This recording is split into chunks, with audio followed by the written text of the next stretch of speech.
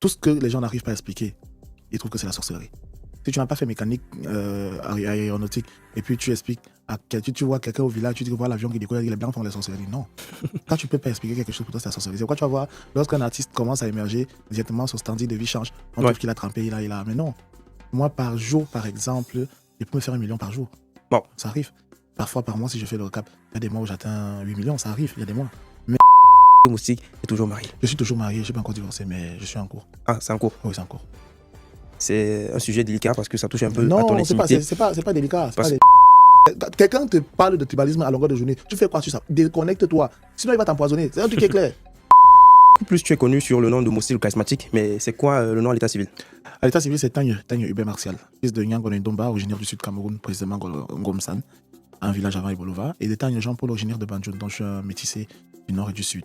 Donc voilà, en gros, c'est ça. Et moustique charismatique, c'est un nom de code, c'est une philosophie qui signifie moustique avec petits moyens et charismatique, faire des choses qui impactent. Donc tout ce qui est petite passion, petit talent, petite opportunité, petit rêve, c'est moustique charismatique, c'est la capacité à impacter sur le temps et dans l'histoire.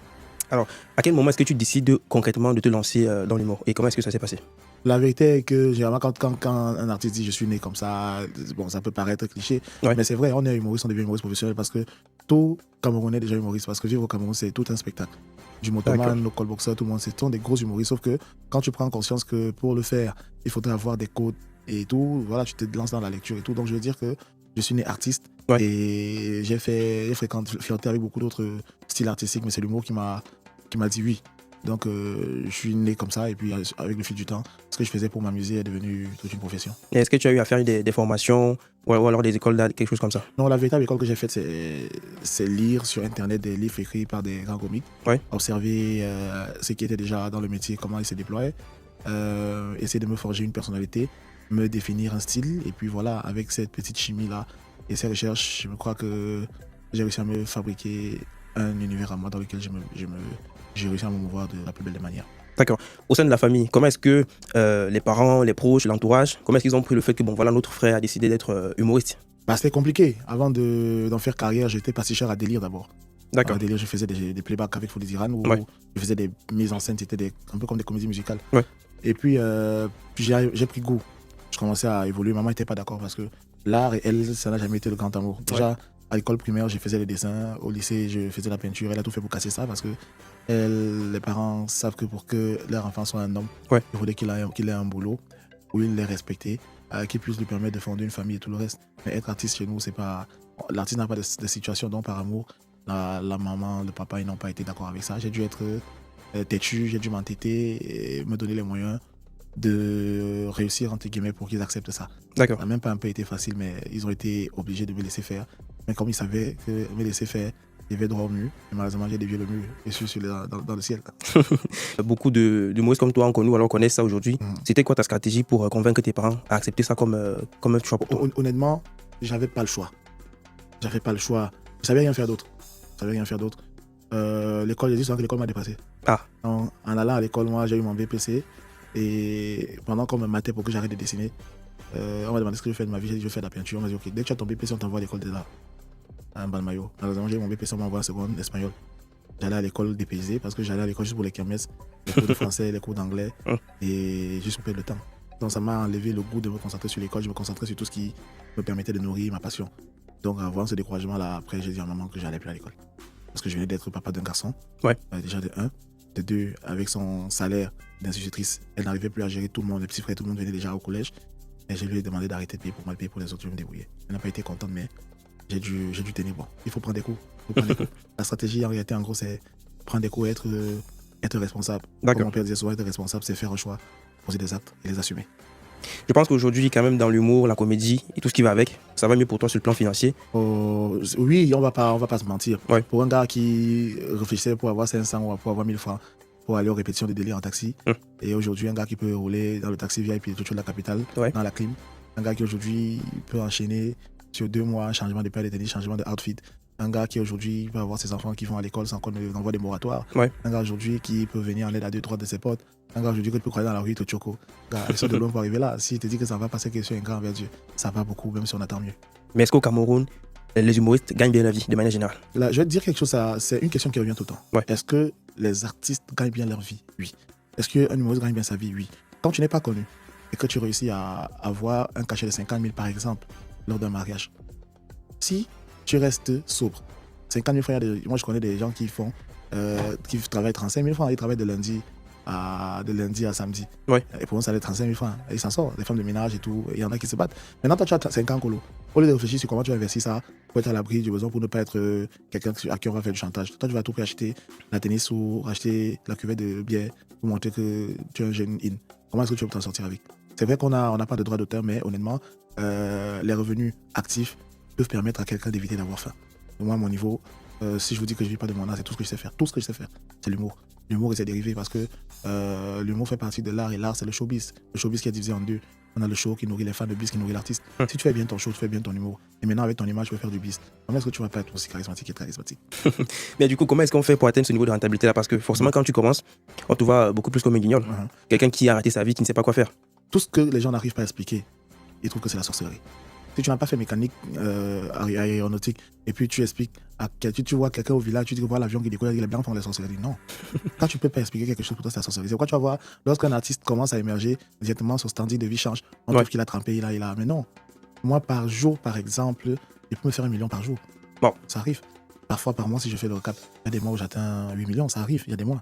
Mais sauf que les 8 millions ne sont pas pour moi, ça, il y a tout un staff qui travaille derrière. D'accord. C'est musique qui est en avant, mais derrière, il y a tout un staff. Comment faire pour arriver à ce niveau de rentabilité? Il faut se professionnaliser, il faut se discipliner, il faut être passionné et vraiment travailler. Qu'on ne demande pas au gars, oui, il y a la chance. Non, la chance, c'est la rencontre entre l'opportunité et la préparation. Quand tu travailles chaque jour, tu es préparé. Alors quand tu as une opportunité, on trouve que tu es un génie. Mais non, juste que les efforts que tu as fait en te préparant, tu as trouvé l'opportunité de les exprimer. Et puis en cas de cas, ça, tu as calé sur toi. Bon, mais je vais avouer que j'ai un peu du mal avec le thème il faut travailler. Pourquoi? Parce que je pense que le continent en Afrique, les gens travaillent. Souvent on dit il faut se lever très tôt. Mais je ne pense pas que c'est ceux qui se lèvent le plus tôt qui gagnent mieux la vie. Je vais te dire quelque chose, frère. La majorité n'a jamais donné une crédibilité à ce qu'on dit. Parce que la majorité avait raison. Ça devait être que tout le monde qui vote les élections après les élections avec la majorité. Mais pourquoi les gens se plaignent? Il est important de savoir que le secret n'a pas de place, l'amour n'a pas le Bluetooth. Quand je parle de travail, le travail ce n'est pas se lever et le travail c'est un ensemble de choses, c'est un ensemble de forces dans le mouvement. Tu peux être talentueux, mais si dans la société tu as le mauvais management, tu n'as pas de contact. Tu peux être talentueux, mais si tu as de la rage et tu as de complexe, tu n'as pas de porte. Si tu es talentueux et tu es jaloux, tu es aigri, tu ne sais pas reconnaître les talents des gens, les talents des autres, tu vas nulle part. Le travail c'est un ensemble de toutes choses. Quand je parle de travail, c'est se forger. Travailler. C'est bien de travailler. Parce que quand tu travailles, tu te prépares. Maintenant, il faut être mentalement, moralement et spirituellement préparé pour lire les opportunités. Sinon, quand tu es là, tout le monde est en ego, que tu es dans ta suffisance, que le travail. La guerre, c'est le plan. Tout est formé sur la stratégie. D'accord. Et au niveau de la technique, si on entre vraiment dans le fond de ton art, comment est-ce que tu as fait pour vaincre la peur du public? La peur du public, déjà, moi, j'ai un grand frère qui s'appelle Calbas. Il était un percussionniste. Aujourd'hui, il est un personnel du ministère de la Culture. Ce sont des mentors que moi j'ai eu, des grands frères du quartier qui étaient dans l'art et qui me voyaient venir. Donc de temps en temps, j'allais parler avec eux. Et moi, ils m'avaient toujours dit, chaque fois que tu es debout, les gens sont assis, c'est toi le maître. Quand tu en prends conscience, c'est bon. Quand tu es debout, les gens sont assis. Tu leur donnes ce que tu veux et ils prennent comme tu leur donnes. C'est très important. Tu réussis à avoir la confiance en toi. C'est bien parce que généralement, les publics sont différents. Mais quand tu montes sur scène au continent, première chose, on va te déstabiliser. On va te dire des petits mots. Si tu réussis à ramasser tout ça et puis tu accaliser et tu t'en sors, c'est pourquoi c'est important de faire ces classes. Aujourd'hui, c'est devenu beaucoup trop facile. Quelqu'un a un iPhone, il fait une vidéo, il met sur Internet, ça marche. Il a fait une web comédie. Et puis on l'appelle à un mariage, il va prendre le micro, il se plante de nez, il va dire que non, il faut travailler, il faut apprendre. C'est important. D'accord, mais où apprendre quand on n'a pas les moyens? Parce que si on regarde le contexte européen, quand on parle de là, les gens vont vraiment à l'école, ils dépensent beaucoup d'argent pour apprendre. Mais chez nous, ce n'est pas trop ça. Ce sont les professionnels qui ont construit le Titanic. C'est les amateurs qui ont construit l'Arche de Noé. Ça veut dire que quelqu'un qui va à l'école, quelqu'un qui va vers l'école, ils ne peuvent pas avoir la même lecture. Mon gars, quand tu as faim, et que tu en es conscient, mon gars, tu trouves un moyen de chop. Mais trouver un moyen de chop, tu peux avoir le choix de voler, d'arracher, mais en fonction de l'éducation que tu as, le principe que tu te donnes, tu trouves un moyen d'en sortir. Tu dis que tu ne chopes pas, la famille va te guider l'appétit. Il faut, quand on parle d'apprentissage, on peut apprendre, il y a des autodidactes. Chez nous, la majorité sont des autodidactes. Moi, aujourd'hui, les techniques de scène, les techniques d'écriture, gestion de carrière et tout, moi, j'ai pas fait d'école. C'est en forgeant que je suis devenu un bon forgeron. Et j'ai eu l'humilité de lire des livres, parce qu'il faut lire. Les gars ne lisent plus. Tu vas même voir, on a la majorité de nos confrères, ils n'écrivent pas de textes. C'est des ramassis de blagues qu'on fait. Avec ça, comment est-ce que tu vas te faire accompagner par quelqu'un qui doit te faire la musique quand tu joues? Si tu n'as pas de texte, comment tu vas te faire accompagner par quelqu'un qui doit jouer la lumière? Il faut apprendre.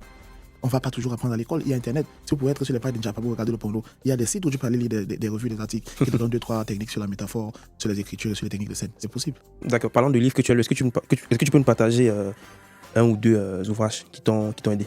Un ou deux ouvrages. Oui. Ça peut venir comme ça. Et voilà, Père riche. Père riche, Père pauvre. Voilà, il y a ça. Ouais. Et il y a aussi. La chèvre de ma mère. Non. Il y a un livre que j'adore. C'est. C'est Mon Gobiti. Le titre parle. Les Biman. Tu connais les Biman? Tu as lu les Biman? Non. Les Biman. Tu n'as pas lu les Biman? Non, pas du tout. Il faut lire les Biman. En fait, moi, le truc avec moi, c'est que lorsque je lis, ouais. je ne lis pas comme un lecteur. Je lis comme un chercheur, comme un scientifique qui essaie de comprendre comment est-ce qu'on a réussi à mélanger les gouttes de couleur pour donner l'arc-en-ciel. Bon, c'est ça. Donc quand je regarde un artiste, moi je ne regarde pas la performance de l'artiste, je regarde le travail scientifique qu'il fait. Ouais. C'est ce qui émeut généralement. C'est comme ça qu'on apprend. Si sur scène tu as du mal à capter le public à la première seconde, et tu vois qu'il y a un qui monte tout le temps, il capte le public, regarde comment il se déploie. Tu vas te rendre compte qu'il y en a qui utilisent l'interaction. Bonsoir tout le monde, est-ce que ça va? Ça match. Famille, ça match. Oh. Il y en a qui entrent avec des musiques, ça match. Donc il faut étudier, il faut travailler, il faut regarder, il faut travailler, c'est important. Et surtout savoir sur quel seuil on veut se positionner. C'est l'objectif que tu as, ou c'est, je veux dire quoi, ou c'est ta destination finale qui te donne la carte à suivre dans ton voyage. D'accord. J'ai rencontré Jamel au Marrakech du Rire, et pendant que tout le monde allait faire des photos, je le regardais, et puis je lui ai demandé, c'est quoi la différence entre Jamel d'aujourd'hui et Jamel d'avant? Il m'a dit, la différence, c'est au niveau de la folie. Parce que tous les artistes se valent. Tout ce qui manque aux uns, c'est le brin de folie. Donc, il faut être le plus fou possible. Si tu avais rêvé faire ce que tu fais pour avoir à manger, le jour où tu auras à manger, ça sera la fin pour toi. Si tu avais rêvé jouer pour arriver à un bec, le jour où tu arrives à un bec, c'est fini pour toi. Si tu avais rêvé jouer pour être heureux, pour changer le monde, le bonheur, c'est une quête permanente. Tu vas chercher à être heureux tout le temps. Moi, le moment où je me sens le plus heureux, c'est quand je joue. Même dans ma vie quotidienne, ma vie même c'est un spectacle, pour ceux qui me connaissent. Donc rire, c'est bon, c'est beau, ça met bien, je crois que c'est pour ça que je suis encore là. Alors, ce qui est différent dans ton humour, dans ton art, c'est que toi, au-delà de faire rire, tu passes beaucoup de messages. Alors, pourquoi est-ce que tu as décidé de te positionner en tant que ce genre d'acteur-là? On grandit. Tu as regardé Jalil White, par exemple, Steve Urkel. Les rôles qu'il jouait. Tu as regardé Vie de famille, Steve Urkel? Non. Je t'invite à chercher ça. D'accord, je vais chercher. Tu as regardé chercher. Will Smith, Le Prince de Bel-Air? Pas du tout. Oh là là, tu es jeune, mon gars. Tu vas regarder des séries comme celle-là. Ouais. Quand ils étaient encore plus petits, ils avaient des rôles qu'ils réussissaient à incarner. Plus le temps passe, ils ont une direction artistique. Ouais. Le jeune garçon d'avant qui est sorti du fin fond des Toudis pour faire rire les voisins du quartier, à un moment a commencé à faire rire les gars de la ville, et puis a commencé à faire rire les gars du pays, et puis a commencé à faire rire les gars du continent. Donc c'est plus le petit garçon aujourd'hui, c'est l'homme. Et quand on est un homme, on a des enfants, on a une famille déjà, il est important dans la société avec l'aura qu'on a de se positionner en transmetteur d'héritage, transmetteur de valeurs, transmettant. Je crois qu'aujourd'hui je suis un leader, il faudrait que je l'assume. Ouais. Donc je suis dans une société où j'ai ma responsabilité et j'essaie d'utiliser la Nivaquine que j'enrobe avec le chocolat pour essayer de faire passer la pilule facilement. D'accord. Alors on ne saurait parler du mot et tout sans parler de ton passage aux Folies Bergères ici à Paris. Comment est-ce que tu as vécu ce spectacle? C'était magique et surtout sous haute pression. Quand on a une salle mythique comme Folies Bergères et on a sur scène cette multitude de talents là, parmi eux il y a beaucoup que je rêvais même pas avoir, avec qui je rêvais pas me retrouver sur scène. Qui par exemple? J'ai fait le casting de Coup de Balai, j'étais encore plus jeune. Valérine Dongo, moi je suis allé faire son casting. Quand j'étais plus jeune, j'ai pas été retenu. Des gens comme Fingontrala, nous on pissait encore dans les culottes quand ils jouaient. Maintenant je me retrouve avec eux, je me retrouve avec des jeunes comme Takam, des jeunes comme Diane, Sylvanie qui viennent après moi. Je crois que c'était un magnifique rendez-vous. Ouais. Il était important de faire flotter le drapeau et chacun a apporté sa couche de pinceau, donner cet éclat là et honnêtement c'était magnifique. D'accord, super. On va toucher un peu le volet de l'entrepreneuriat. Allons-y. Tu as parlé du show, tu as parlé du business. Voilà. Pourquoi tu as décidé de te lancer dans l'entrepreneuriat? L'entrepreneuriat, même quand tu es déjà artiste et que tu fais des prestations qu'on te paye, tu es entrepreneur. Parce que tu sais que pour que samedi, tu n'ailles pas dans 4 mariages et tu aies l'air ridicule, tu dois écrire des sketchs qui sont pour des mariages, écrire des sketchs qui sont pour des soirées de gala. C'est ça, c'est de l'entrepreneuriat. Parce que vendre ses services t'impose d'avoir un manager, d'avoir une image entretenue, d'avoir une page. C'est de l'entrepreneuriat culturel. Non, j'ai dû mal poser ma question. Oui. J'aurais dû dire l'entrepreneuriat hors du cadre artistique. Ouais. Hors du cadre artistique même. Tu parles de la charisma. Oui, en fait, j'en venais. En fait, le truc, c'est que les revenus actifs, c'est ce qu'on a forcément quand on monte sur scène dans d'autres métiers. Et à un certain moment, on commence à devenir exigeant en fonction de la portée de notre notoriété. Quelqu'un ne va pas avoir toujours 1 million à me donner pour jouer. Donc, si j'attends toujours 1 million qu'on me donne pour jouer, je fais quoi? Alors, il a fallu créer des business parallèles, d'où avec la boîte qui gère ma carrière et mon management, Dream Money Agency, on a développé beaucoup de business, notamment de la communication digitale, les placements de produits, le réseautage, les coachings dans les entreprises. Et on a mis sur pied aussi une boîte d'événementiel, une boîte d'événementiel moustiquaire qui a en son sein la location de matériel de sonorisation, on a le DJing, on a le traiteur, et la charisma. Pas la charisme, le Dimanche Tarot, c'est un événement qu'on a mis sur pied pour essayer de rôder. C'est notre coup de récréation, notre 2-0. Donc, tous les dimanches, toute la team, on se retrouve là. On travaille sur nos stratégies de communication, on travaille sur notre animation, on rôde notre matériel. Et les gars viennent manger nos plats. Et puis, je crois que c'est une manière de faire la communication de notre boîte en même temps de se faire des sous. D'accord. Mais le Cameroun, c'est un pays qui a une très bonne diversité sur le plan culinaire. Pourquoi on va choisir particulièrement le tarot? Il y a le coq, il y a le héros, il y a plusieurs autres choses. En fait, c'est une habitude que moi j'ai trouvée. Le dimanche, généralement, c'est un réflexe. Quand on go chope le tarot, ça là, c'est tout et tout. Donc, je me disais, bon, comme les gars, on go chope le tarot, on go chope le bouillon. Ouais. Dimanche, c'est soit un jeu de récréation pour les gars. Tu go 2-0, tu veux t'arrêter quelque part. Dans ce cas, moi, généralement, quand je joue samedi, après les mariages, pour les événements, je cherche où aller dimanche, je m'ennuie. Aller tout le temps chez les gens, il y a le manque de respect, il y a le petit complexe, les frustrations, les gars, on crée notre way dans notre secteur, on essaie de roder notre équipe et tout. D'où on a lancé le Dimanche Tarot avec mon petit DJ Nazou, qui est un très grand DJ de la place à Yaoundé. Et puis, de fil à aiguille, on a installé le projet qui est devenu une véritable référence et qui nous fait beaucoup de bien. Et pourquoi avoir décidé de le faire à l'ancienne? Parce qu'à la création, je me souviens, il y avait beaucoup de critiques comme quoi, avec ton standing, la personne que tu es, pourquoi ne pas faire un restaurant assez corporate au lieu d'un tourneau d'eau, comme beaucoup l'ont appelé? Le vrai, c'est que dans la boue qu'on trouve l'or. Et je connais une chose, c'est que les valeurs que j'ai reposent sur une chose qui est indéniable chez moi, c'est l'authenticité et la sincérité. J'ai voulu réunir les gars dans une cour comme au quartier à l'époque. La cour du quartier. D'accord. Que tu sois ministre, tu sois sinistre, tu sois n'importe qui, tu viens t'asseoir là. Chez nous, il n'y a pas de boss. Il y a que moi-même la plus grosse à moi et débarrasser des bouteilles. Donc quand tu viens chez moi, là, tu sais que tu viens t'asseoir au quartier. Il n'y a pas les problèmes là-bas. Quand tu achètes des bouteilles de whisky chez moi, on n'allume pas les bouteilles de whisky, non. On n'aime pas ça. Le motoman qui bosse toute la semaine, dimanche, il vient grâce à moto. Il s'assied là, à côté de l'artiste, à côté du gouverneur, à côté. C'est comme ça. C'est créer une grosse ambiance, une énergie de sincérité chez nous. Donc c'est ça. Il y a des artistes qui viennent chez nous. Ils sont généralement surpris de voir qu'ils sont en contact avec les fans. Et évidemment, les fans sont avec eux dans le respect. Là, chez nous, on appelle ça immature responsable. Ce que tu ne peux pas voir ailleurs. Ouais. Tu vas arriver, on va te mettre au carré là, on va te sécuriser. Chez nous, tu es fondu dans la masse. C'est dans le respect que tout se passe. Et vraiment, honnêtement, c'est un état d'esprit, c'est une philosophie. Dans loin de ce que les gens voient et un esprit à l'intérieur, en fait. Donc, je pense que c'est aussi une bonne occasion pour les personnes qui veulent rencontrer une certaine personnalité de profiter pour y aller. Moi, c'est mon lieu d'audience, vraiment. Tous les dimanches, je suis là. J'arrive, je vais nous donner les projets. Je fais comment il gère, ça va. Alors, on parle du tarot, mais récemment, on a vu les urines dans une mamie de coq. Toi, en tant que restaurateur, comment on fait pour connaître ceux qui utilisent ça, ceux qui n'utilisent pas? Mon gars, pourquoi on dit souvent que si l'État laisse n'importe qui ouvrir un restaurant sans avoir la paperasse qu'il faut, ça veut dire qu'ils sont capables aussi de laisser les gens vendre le gasoil sans avoir, sans avoir des licences. Si les gars ont laissé ça, on va venir maintenant à quelqu'un qu'elle a pissé elle a pissé dans sa marmite. C'est un ensemble de forces dans le mouvement. On va venir taper sur elle. Qu'est-ce qui a été fait pour que ça n'arrive pas? La vie est dure, les gens se battent. Elle va pisser dans ma vie maintenant, ça va salir tout le monde. Moi, pour ma part, je sais que pour vendre le coq, on n'a pas besoin de pisser. Ouais. Maintenant, elle a pissé pourquoi? C'est ça comme un autre. Mais moi, j'ai vu la présenter là pour encenser les trucs devant la télé, avec les caméras. Il faut aussi qu'on nous présente les gars qui volent les milliards, qui détournent là. Donc on les arrête, c'est important. Venir faire un tapage comme ça sur les petits métiers, sachant qu'on a une multitude de jeunes qui évitent d'aller voler pour faire ça. On vient faire. Il faudrait qu'on mette des enquêtes approfondies et qu'on nous restitue. Mais malheureusement, de la diversion, c'est la diversion, la distraction pure et simple. En tant que restaurateur, honnêtement, ça m'a fait ni chaud ni froid. Le premier juge, c'est sa conscience. Moi, je sais comment il va mon tarot, mon frère. Je suis là, tranquille. Mais est-ce qu'il n'y a que les petits restaurateurs qui le font? Est-ce que dans les restaurants reconnus, on ne fait pas ces pratiques-là? Tu sais que quand tu ne connais pas quelque chose, tu ne peux pas parler de ça. Moi, c'est que chaque samedi, je vois la matin qui fait mon tarot là. Et que la matin, pour le dimanche ici, avec le flux de communication, des réservations que j'ai, il fallait que tu me prépares 50 plats. Elle finit de faire ses plats, on vient déposer au restaurant, on vend.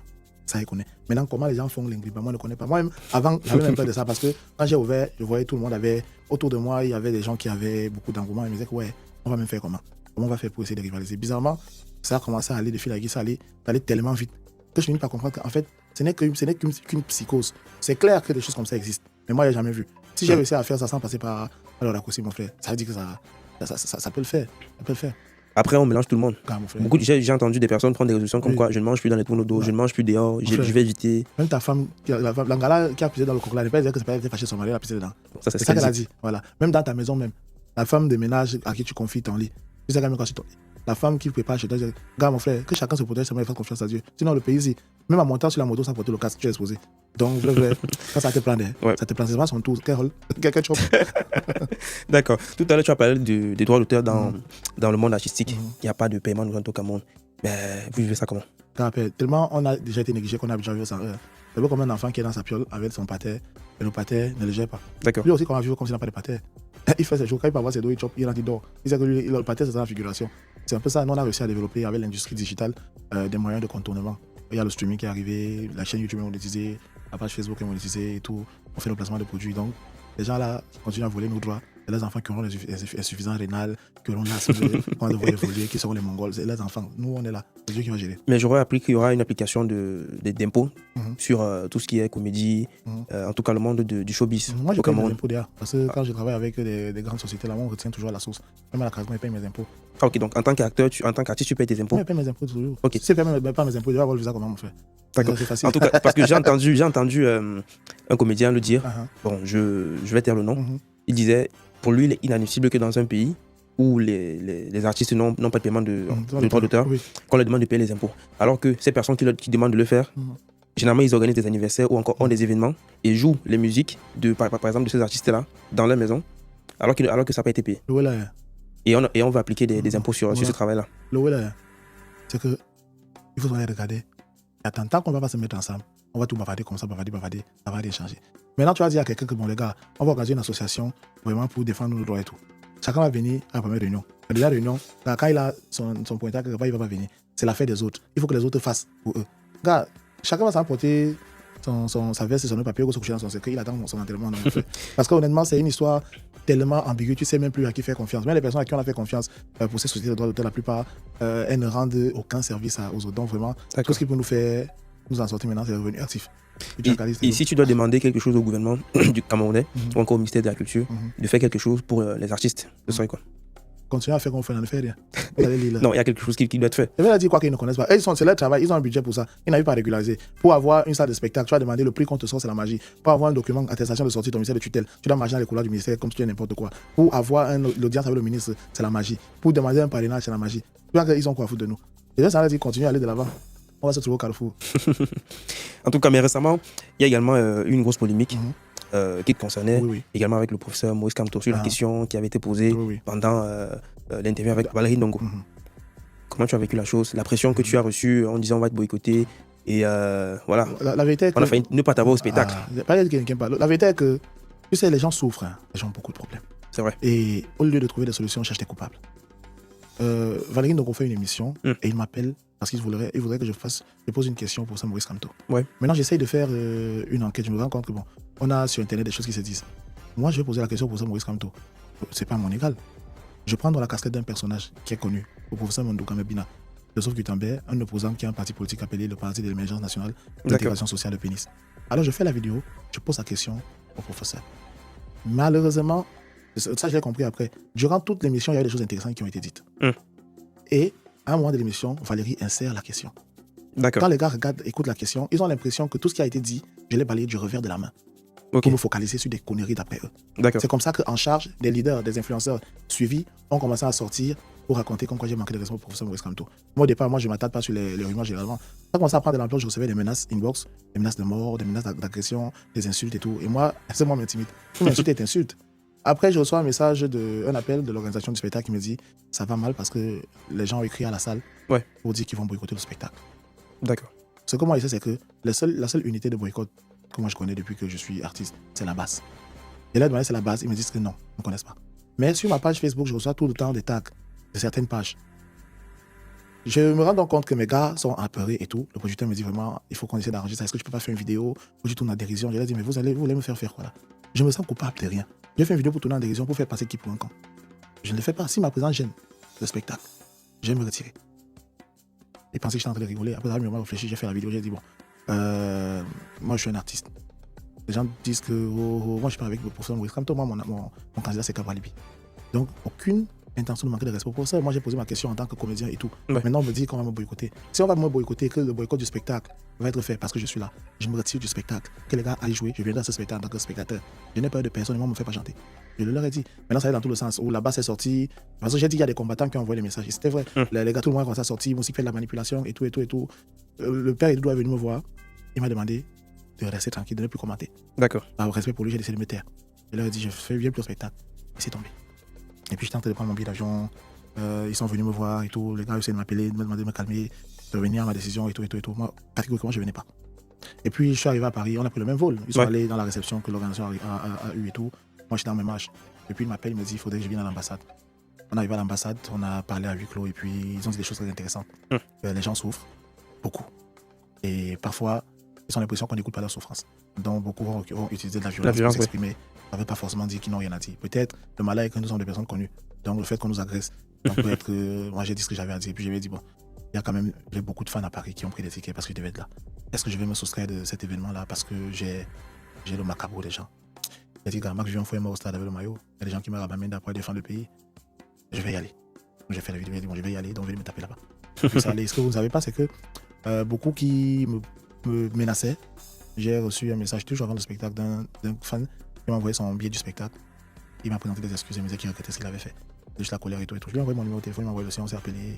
On a pris rendez-vous au spectacle, il était là. Il est venu me voir pour le spectacle, on s'est embrassé, on a causé, il s'est excusé, j'ai salué sa femme et tout, il m'a donné 100 €. Donc tu vois, la vérité est que le problème n'est pas nous contre nous, c'est nous contre ceux qui ont jugé inaptes à nous gouverner comme il faut. Alors que chacun prend sa responsabilité. Aller chercher sa carte électorale, ça se passe dans l'une. On peut mentir, le peuple, une partie du peuple, une partie du temps, une partie du peuple, on ne trompe pas le peuple tout le temps. C'est pas possible. Il va falloir que chacun soit responsable, que les gars aillent voter.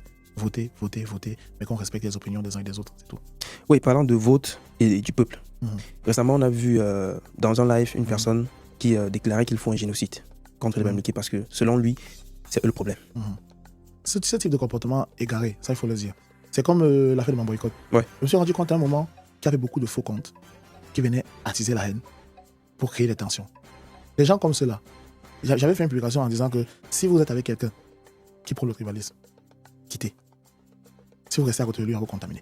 Parce que c'est un poison qui se transmet quand il n'est pas permis. Ouais. C'est la même chose quand je dis les gens qui viennent me laisser tout le temps, insulter. Les gens vont mal. Et quand il y a la guerre, c'est les marchands d'armes qui s'enrichissent. Quand ils viennent dire qu'ils font un génocide les Bamileke, lui il est où? C'est les gens qu'il envoie. C'est-à-dire, ça lui fait plaisir de jeter cette haine-là. Ouais. Encenser les gens. Lui, il va s'asseoir derrière. Et il y a des personnes qui profitent de situations comme ça pour régler le problème personnel. Quelqu'un un jour a fait un business avec, est allé peut-être solliciter un business avec un Bamileke. Lui, on l'a pas pris. On a pris le Bamileke. Lui, il a gardé le mal là. Donc là, il voit un PV maintenant où il faut finir avec. Il veut seulement gâter. Donc les gars profitent pour régler le problème personnel. Mais le véritable problème dans ce pays n'a jamais été le tribalisme. Jamais. Le problème, c'est que les gens ont faim. Les gens souffrent. Ils ont tellement mal dans leur chair que ce qu'ils ont à l'intérieur se fait extérioriser de manière violente. Mais le danger, c'est que quelques jours après, on a vu un massacre. Un massacre. Oui, à Mayo. Est-ce que tu as suivi les raisons du massacre? Pas très bien. En fait, je me suis basé sur ce que j'ai vu sur les réseaux. Mais... L'internet, c'est très délicat, mon gars. L'internet est très délicat. Moi, j'ai entendu parler après, il y a une maman qui était présente qui parlait d'un comme quoi c'était un fou. Ah, un fou. Un fou qui a créé la bagarre. Maintenant, je dis, la masse ne réfléchit pas, elle agit. Elle a émis un problème comme quoi les agents de force de l'ordre ne font pas leur travail là-bas. Parce qu'elle passe le temps à raqueter les gens. Quand on appelle, elle néglige. Donc c'est un ensemble de forces qui donnent le mouvement. On va voir maintenant, il y a eu bagarre entre des Camerounais. Maintenant, il faut maintenant masquer ça, habiller, parce qu'il y a les guerres. C'est ça qui dit, pendant la guerre, c'est les marchands d'armes qui s'enrichissent, mon gars. Je ne me vois pas, moi, un Camerounais, en train de voir mon bro parce qu'il est Bamileke. Moi, comment? C'est la maladie. C'est les sorciers qui font ça, c'est la manipulation. On n'a pas de problème de tribalisme. La politique que tu vois là, c'est un jeu de manipulation, de masse. Il faut être lucide. On n'est pas d'accord sur certains points. On échange. On cherche à se convaincre. Parce que la violence, c'est l'argument des gens qui n'ont pas de raison, d'argument. Tu vois? Donc ça, il faut fort dessus. On n'a pas de problème de tribalisme. On a un problème de manipulation. Donc, pour toi, ce qu'on vit aujourd'hui comme étant du tribalisme, c'est issu de la manipulation. C'est la manipulation, il n'y a pas de tribalisme. Est-ce que tu connais ton village? Je suis venu ici, non? Ouais. Quand on était sur scène au Folie Bergère, je connais le village de tout le monde là. C'est les Camerounais qui étaient là, non? Ouais. Donc tous ces Camerounais là. Donc eux aussi ne subissent pas le tribalisme là. Chacun aurait pu dire que c'est il y a un bêtise là-bas, je ne parle pas. Tout ça, c'est le jeu de manipulation. Et ce n'est que digitalement que ça s'empoisonne. Oui, c'est vrai. Mais qu'est-ce qu'il faut faire? Parce que vous êtes des personnes très suivies. Vous connaissez mieux les codes des réseaux que le reste du peuple.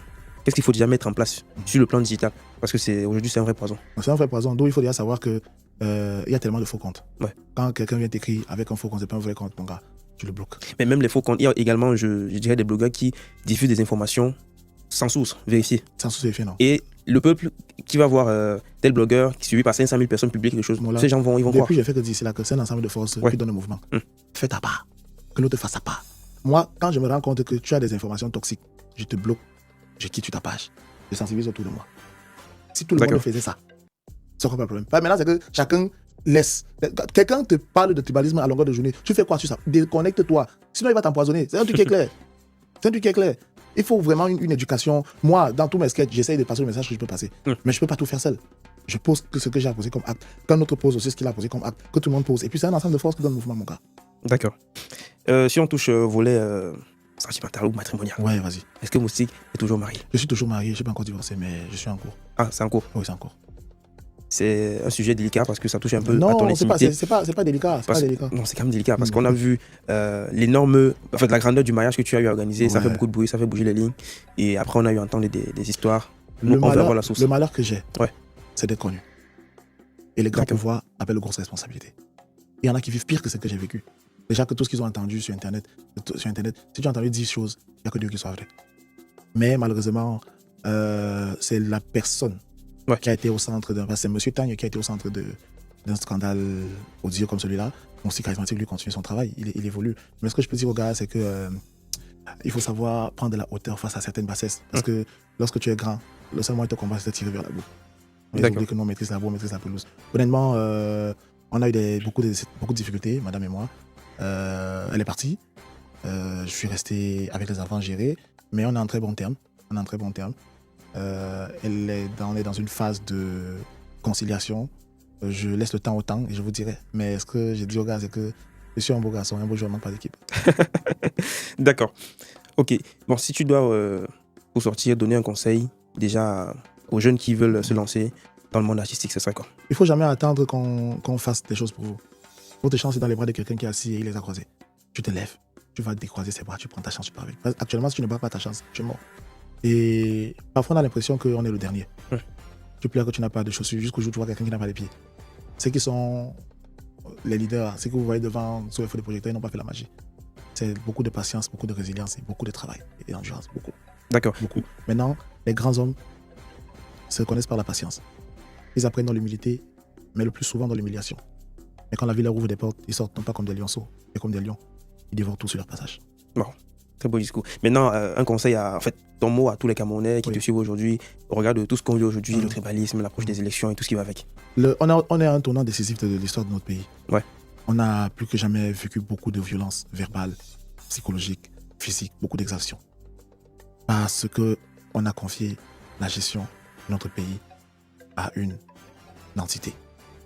Il est temps pour nous, si on trouve qu'elle ne mérite plus diriger pour nous, de s'inscrire massivement, d'aller aux élections, de voter. Même si c'est comment, il faut voter. Parce que si vous ne votez pas, on va voter pour vous. C'est la politique. Levez-vous, allez voter et soyez prêts à défendre votre vote. Défendre votre vote, ça veut dire que tout ce qu'il faut faire pour rentrer en possession de votre droit de vote, battez-vous à le faire. Les cartes d'identité sont en train de sortir, allez-y. Allez vérifier vos noms sur la liste électorale. Allez voter. Votez. Parce que si quelqu'un ne vote pas, il n'a même pas le droit de parler quand ça va cuire. Ouais. Donc, votez. Je crois que la démocratie est souveraine, mais Dieu n'est pas bête. Dieu n'est pas bête. D'accord. En tout cas, merci d'avoir accepté cette invitation. Je vous en prie, frère.